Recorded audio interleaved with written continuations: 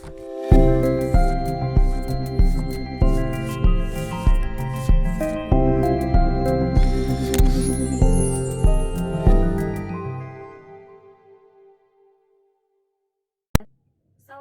warahmatollahi wabarakatuh. Selamat datang kembali di channel Yulians. Di video kali ini, insya Allah aku mau berbagi tentang toilet training. Silahkan simak videonya sampai selesai. Semoga bermanfaat dan silahkan tinggalkan apa yang memang kurang sesuai. Toilet training ini adalah suatu proses latihan agar anak mampu untuk buang air di kamar mandi atau di toilet. Nah, kegiatan ini itu dimulai dari ia belajar melepaskan pakaiannya sendiri, menerapkan adab-adab masuk kamar mandi, hingga ia mampu menyucikan dirinya sampai kembali berpakaian dan sampai ia mencuci tangannya hingga bersih. Nah, sekarang kira-kira kapan sih waktu yang tepat untuk melakukan toilet training? Kita bisa melihat kesiapannya dari kematangan fisik dan psikologis anak. Ini pada umumnya terjadi pada usia 18 bulan sampai 2 tahun setengah. Nah, sekarang kira-kira apa aja yang harus dipersiapkan untuk melakukan toilet training ini? Yang pertama adalah kita harus menyiapkan mental. Kenapa ini yang pertama? Karena proses belajar ini bukan tentang anak kita saja, tetapi ini tentu menjadi tanggung jawab orang tua, karena kemampuan anak untuk buang air di toilet ini merupakan satu perkembangan penting bagi anak. Dan ini prosesnya memang memerlukan kesabaran dan ketelatenan. Mengapa? Karena anak akan mengubah kebiasaannya selama ini menggunakan diaper, dan tiba-tiba sekarang dia harus melepaskan diapernya, menggantinya dengan pakaian dalam.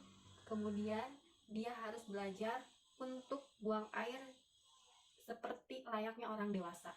Dan tentunya dukungan keluarga pun sangat penting.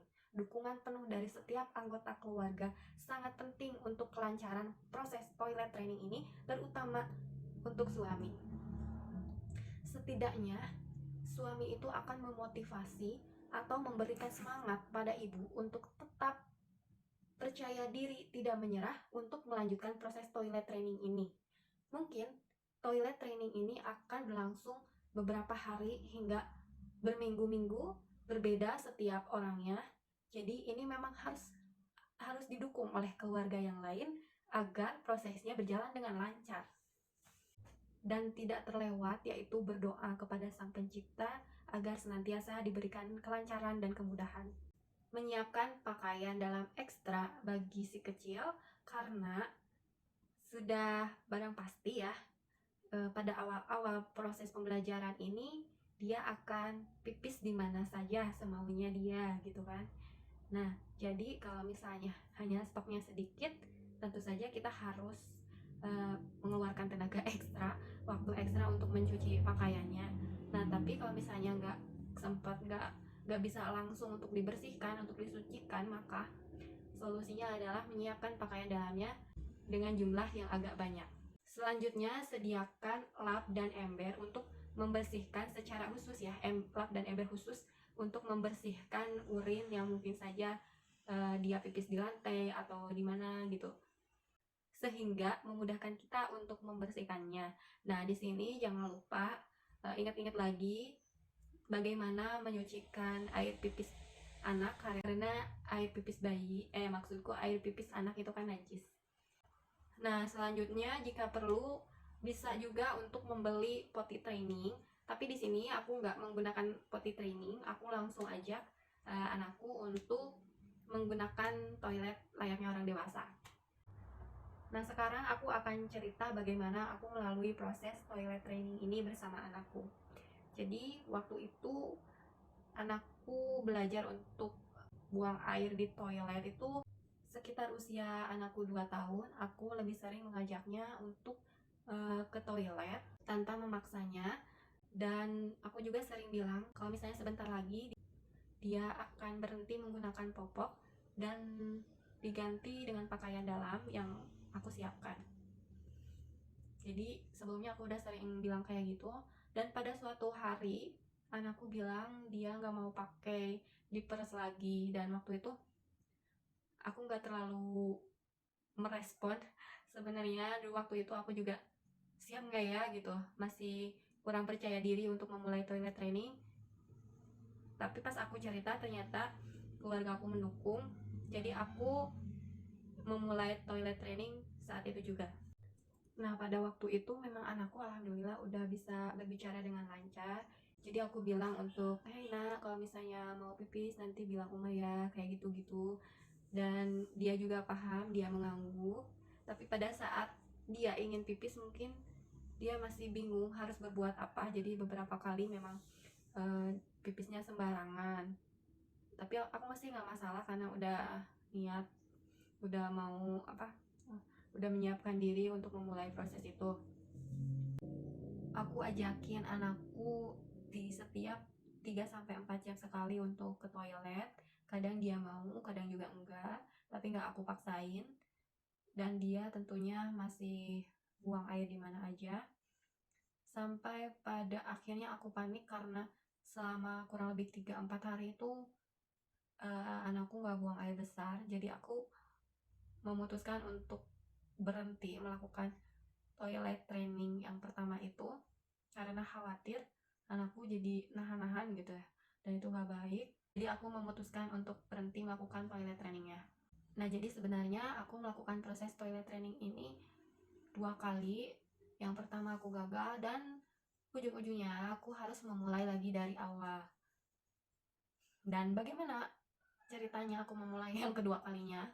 Sebetulnya itu juga anakku yang memberikan tanda-tanda bahwa memang dia udah siap untuk toilet training, untuk melakukan toilet training.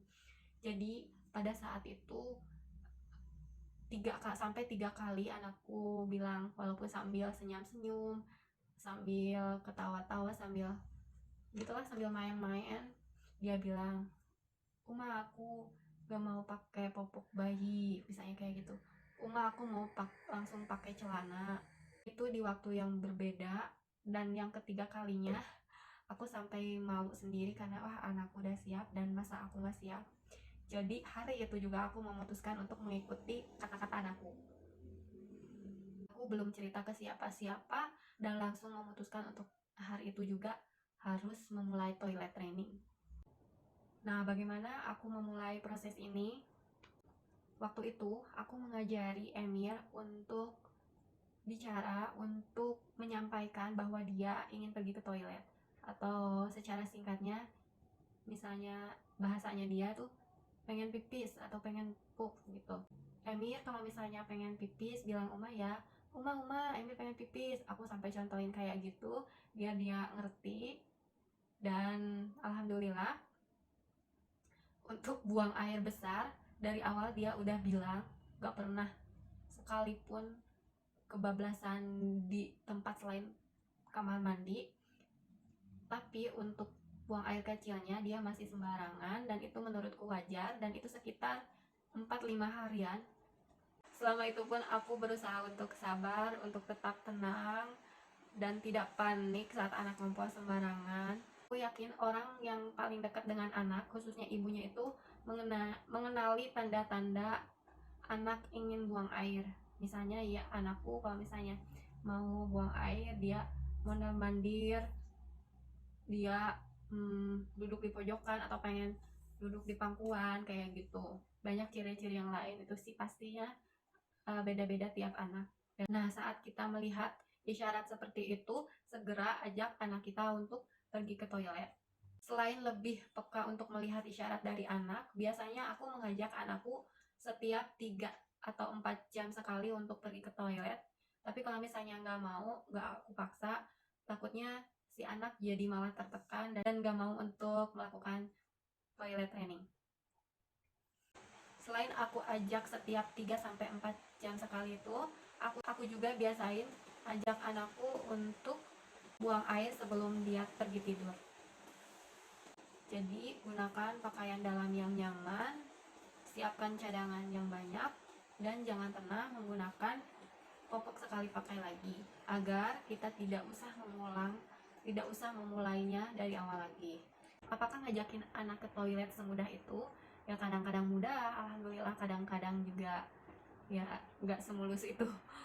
Jadi biasanya kalau misalnya lagi main, lagi asik main, dia agak susah diajak ke toilet. Padahal udah jelas kelihatan dia pengen buang air, tapi diajakin gak mau karena lagi asik main.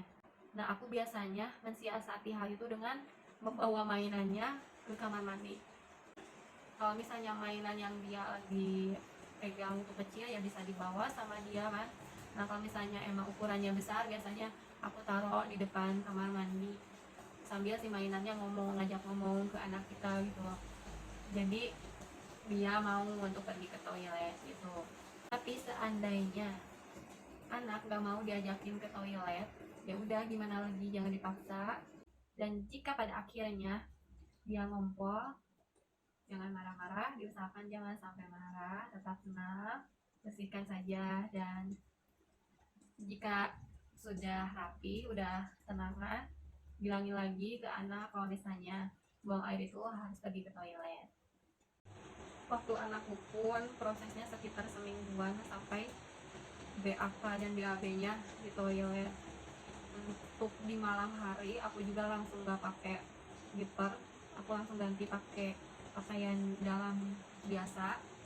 Dan untuk tempat tidur aku pakai alas ompol. Tapi waktu itu alhamdulillah sampai sekarang pun gak pernah ngompol di kasur. Selama tidur malam gak pernah ngompol di kasur. Dan yang bikin aku kaget pas waktu malam, karena sebelumnya memang bukan kebanyakan minum air, jadi waktu itu dia begadang. Dan sebelumnya udah aku ajakin untuk buang air di toilet, tapi setelah itu karena main lagi jadi banyak minum lagi. Tapi gak aku ajakin lagi untuk buang air ke toilet, langsung tidur aja. Nah, pas malam-malam dia bangun terus bilang pengen pipis. Aku kaget karena anakku lagi tidur bisa bangun dan bilang gitu pengen pipis, gak ngompol di kasur. Aku kaget, dan itu udah 2 kali kejadian kayak gitu. Kalau untuk BAB sendiri, dari awal anakku udah kasih isyarat yang jelas, aku ajakin dan dia juga mau. Terus kesininya dia bilang sendiri udah lancar, dan gak ada masalah dari awal belajar sampai sekarang, alhamdulillah. Jadi aku udah selesai melakukan proses pembelajaran ini. Alhamdulillah anakku udah lulus toilet training. Nah, sekarang aku mau bikin kesimpulan dari cerita aku. Jadi intinya kunci kesuksesan dari toilet training yaitu ketelatenan dan kesabaran ibu untuk mendampingi proses belajar anak ini. Jangan menyerah, tetap konsisten untuk mengajarkan anak buang air di toilet. Jadi kita tidak perlu mengulangnya dan proses belajar ini bisa cepat selesai. Tapi sebagai catatan, walaupun kita ingin proses belajar ini cepat selesai, jangan terlalu menargetkan agar anak bisa melalui proses ini dengan cepat, karena tiap anak berbeda-beda. Dan jika kita menargetkan untuk menyelesaikan proses pembelajaran ini secara cepat, dikhawatirkan akan membuat anak tertekan dan ibu juga jadi nggak tenang, jadi tertekan juga. Jadi menurutku nggak usah menargetkan untuk cepat-cepat, misal 3 hari berhasil toilet training. Bagus sih, alhamdulillah kalau misalnya sukses dan berhasil. Tapi kalau misalnya lebih lama, jangan sampai membebani ibu dan anaknya.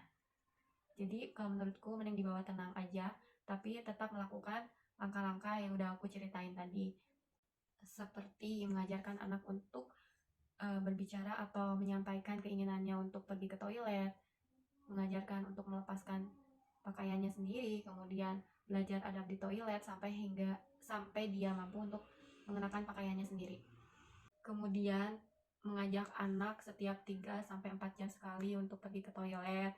Terus sebelum tidur untuk ke toilet dulu. Hal-hal seperti itu tetap dilakukan dengan konsisten.